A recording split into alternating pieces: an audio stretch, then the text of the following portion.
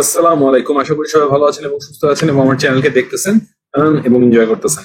Basically recently অনেকের সাথে technology নিয়ে কথা হচ্ছে এবং এক একজনের এক এক রকম কোশ্চেন। তার মধ্যে আজকে আমি একটা গুরুত্বপূর্ণ কোশ্চেন নিয়ে আপনাদের সামনে ভিডিওটা বানাচ্ছি এবং সেই কোশ্চেনটা হচ্ছে যদি মার্কেটের সিচুয়েশন এরকম থাকে এবং কারেন্ট যে রিসেন্টলি বিও অ্যাকাউন্টও কমে যাচ্ছে মার্কেটে, এইটা কারণে কি আমরা কিছু বেশি শেয়ার পেতে পারবো টেকনোলজি?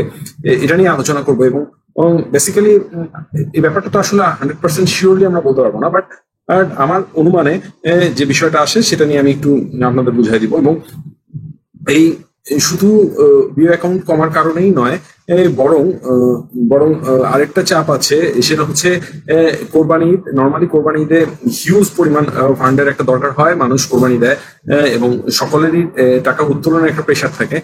তো এই মুহূর্তে টেকনোড্রাগের পাওয়ার চান্সটা কি বাড়তে পারে নাকি, সেই ব্যাপারটা নিয়ে আলোচনা করবো। সুতরাং ভিডিও সম্পূর্ণটা দেখবেন এবং লাস্টে আপনি বুঝতে পারবেন যে আসলে কতটুকু ইমপ্রুভমেন্ট আমরা পেতে পারি টেকনোড্রাগে।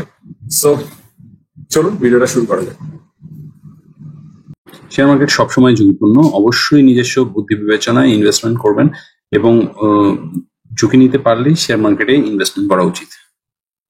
আমরা যদি নিউজ দেখতে চাই তাহলে দেখতে পারবো যে পুঁজিবাজার ছাড়লো আরো 15,500 বিনিয়োগকারী।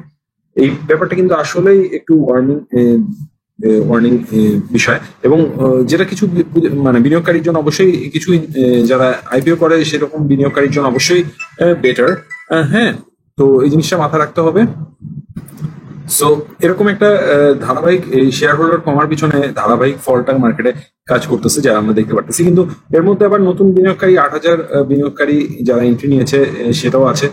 তো সব মিলায় প্রায় 7,500 অ্যারাউন্ড বিনিয়োগকারীরা কিন্তু শেয়ার মার্কেট থেকে চলে গেছে, এরূপ বুঝতে হবে। এবং এখানে বলা হচ্ছে যে সিডিবির তথ্য অনুযায়ী 30 এপ্রিল শেয়ার বাজারে শেয়ার শূন্য বিও অ্যাকাউন্টের সংখ্যা ছিল হলো 3,68,435টি। এটা খেয়াল করবেন, এটাও কিন্তু বেড়ে দাঁড়িয়েছে প্রায়। আর মাসের শেষে কার্য দিবসে অর্থাৎ গত বৃহস্পতিবার তা বেড়ে দাঁড়িয়েছে হলো 3,83,928টিতে। তো মে মাসে এই নিউজটা আসছে হলো মে মাসে এবং 1 জুন হলো 31 মের দিকে একটা হিসাব করা হয়েছে যে 3,68,000 থেকে জিরো অ্যাকাউন্ট যেটা বলা হয় সেটা দাঁড়াইছে হলো 3,83,000-এর মতো। সো এখানে আমরা একটা বাড়তি দেখতে পারতেছি এবং আমি টোটাল ফিগারটাকে একটা এক্সেলে বসিয়েছি এবং ওইভাবেই কিন্তু আমি আবার ক্যালকুলেশন করে আপনাদের দেখাবো যে এটা কতটুকু এফেক্ট করতেছে। সো আরেকটা ব্যাপারে যদি আমরা একটু দেখি যে বিও অ্যাকাউন্ট হোল্ডার, এটা কিন্তু অনেক আগে নিউজ, 2021-এর নিউজ। হ্যাঁ, তখন কিন্তু মার্কেট তুলনামূলক কিছুটা একটু ভালোর দিকে যাচ্ছিল আস্তে আস্তে টুকটুক করে। তো তখন বিও অ্যাকাউন্টে যারা আইপিও সাবস্ক্রিপশন করতো তাদের অ্যামাউন্ট ছিল হলো 4,34,000 শেয়ার হোল্ডার আইপিও করতো। এবং তখন যদি আমি একটু দেখি যে টোটাল বিও অ্যাকাউন্ট ছিল হলো 25,57,000। টোটাল বিও অ্যাকাউন্ট ছিল 25,57,000, তার মধ্যে অ্যাক্টিভ ছিল 15 লাখ। এখন কিন্তু অ্যাক্টিভ আমরা একটা ক্লিয়ার পিকচার পেয়ে গেলাম যে অ্যারাউন্ড 13,68,000-এর মতো অ্যাক্টিভ, এর একটা পিকচার পেলাম। তো এবং তখন করতে হলো 4,34,000 পার্টিসিপেশন এবং 6,17,000-এর মতো শেয়ার হোল্ডার ইনঅ্যাক্টিভ থাকতো। তো আমরা ধরে নিচ্ছি সবগুলো ফিগারই আমি একটু এক্সেল বসাই, চলুন আপনাদের দেখা আসা যাক। এক্সেলটা যদি আমি একটু ওপেন করি তাহলে দেখুন এখানে আমি কিছুদিন আগেই তো একটা ক্যালকুলেশন করেছিলাম, সেখানে আমার টোটাল বি অ্যাকাউন্ট ফান্ডিং ছিল হলো 18,33,884টা। এখন কিন্তু সেটা 13,91,228টার মতো, 17,91,228টার মতো আমরা একটা হিসাব করেছিলাম। এবং আইপিও করতে পারে না এইটা আমি হিসাব করেছিলাম 3,68,435। এখন মানে জিরো ব্যালেন্স যারা, এটা বেড়ে দাঁড়িয়েছে হলো 3,83,928। এটা আমি নিউজ থেকে নিয়ে নিলাম। এবং আইপিও করতে পারে না হলো আগে ছিল 50,000-এর মতো যারা আইপিও করতো না, এখন সেটা যদি দাঁড়ায় 60,000-এর মতো, তাহলে একটা ফিগার আমরা পাচ্ছি। এবং যদি আমরা একটু ঠান্ডা মাথায় দেখি যে এই দুটো ফিগার যদি বাদ দেয় তাহলে 14,15,000 অ্যারাউন্ড বিও অ্যাকাউন্ট অ্যাক্টিভ ছিল এবং নাম্বার অফ বিও হোল্ডার ছিল 13 লাখ। এখন যেটা দাঁড়াইছে হলো যে এই অ্যাকাউন্টটা দাঁড়াচ্ছিল 13,47,000-এর মতো। তো ক্লিয়ার একটা ফল আসতেছে এখানে। এবং এবং এখানে একটু বোঝার ব্যাপার আছে পরের যে নিউজটা, এবং যে নিউজটা থেকে আমরা দেখলাম যে যারা ভিউ অ্যাকাউন্ট হোল্ডার তাদের তো আসলে সবাই আইপিও করে না, তাদের 29 থেকে 40% মতো একটা রেঞ্জে আইপিও করে। তো আমি আগের যে নিউজটা থেকে পেয়েছি ওখানে 29%ই করেছিল আইপিও, তো এখানেও আমি 29%ই ধরে নিচ্ছি আইপিও করবে।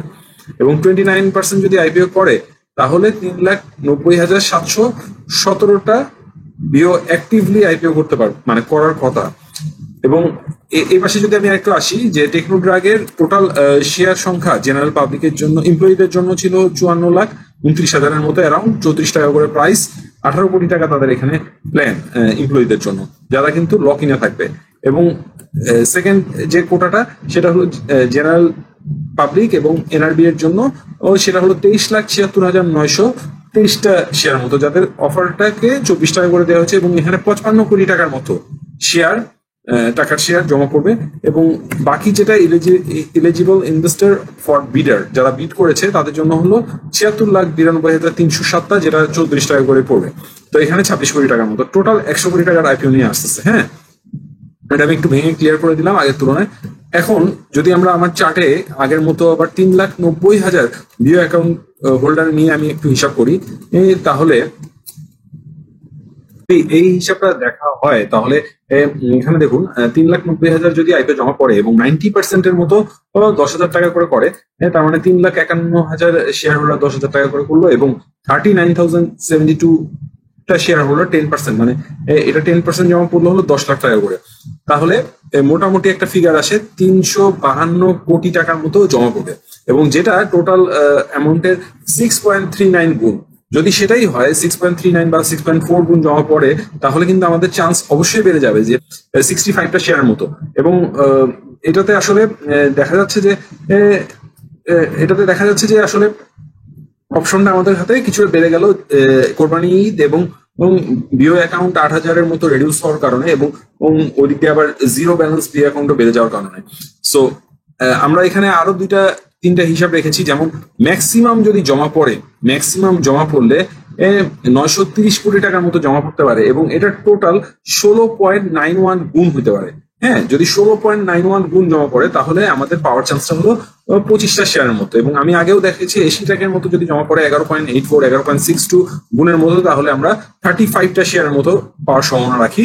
এবং যদি এভারেজ, মানে এইটাই হওয়ার সম্ভাবনা আছে আমার যেটা ধারণা, এভারেজ 9.8 গুণ একটা জমা পড়তে পারে, এবং তাহলে 540 কোটি টাকার মতো জমা পড়বে, এবং সেক্ষেত্রে আমরা 42টা শেয়ারের মতো পেতে পারি।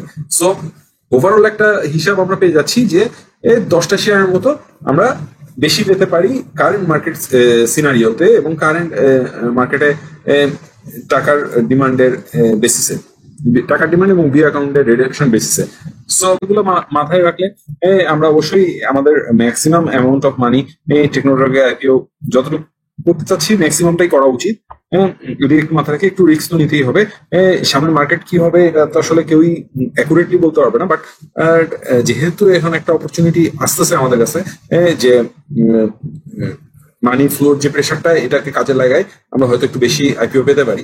সো সবাই আশা করি আপনাদের ইনভেস্টমেন্ট জার্নি অবশ্যই ভালো হবে, এবং আমার চ্যানেলকে সাবস্ক্রাইব করবেন এবং দেখতে থাকবেন। Thank you all.